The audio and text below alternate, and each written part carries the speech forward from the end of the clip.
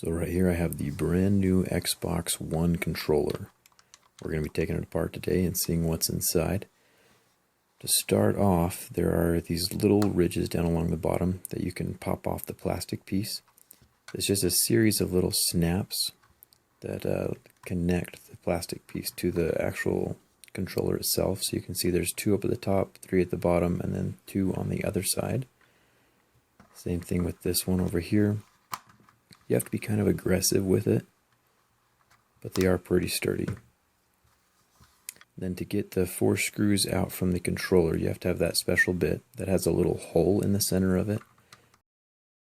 Microsoft used these special security screws to keep this thing shut. And then there's one more screw hidden underneath this plastic label underneath the battery cover. So I'm going to pop that out as well.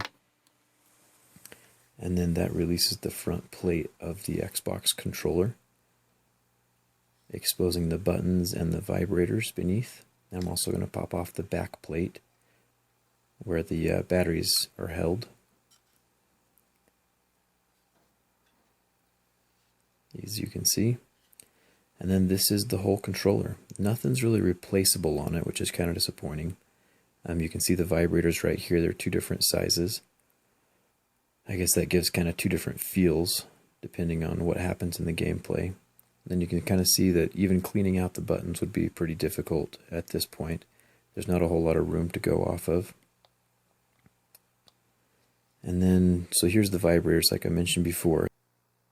There's also 2 little hidden vibrating motors hidden up in the triggers, which I thought was pretty interesting, as you can see. Right here you can see that the bigger vibrating motors can actually pop out, but they're not replaceable because they are soldered into the motherboard.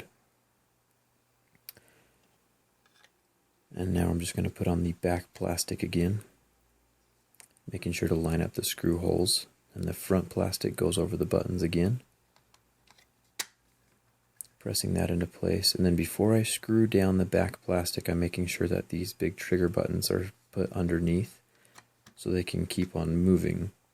If you tighten it down while the triggers are on the outside, then the triggers will be stuck in the out position. Getting that screw tightened down into place, and then getting those 4 screws, making sure all the buttons still work.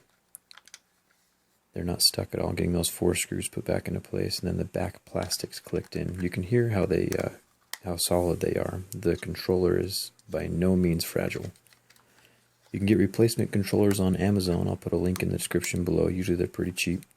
If you have any questions, make sure to leave them in the comments. Don't forget to like if this video helped you, and don't forget to subscribe. I put up videos fairly often. You can also hit me up on Google Plus and Twitter at ZachsJerryRig. I hope to see you around. Thanks for watching.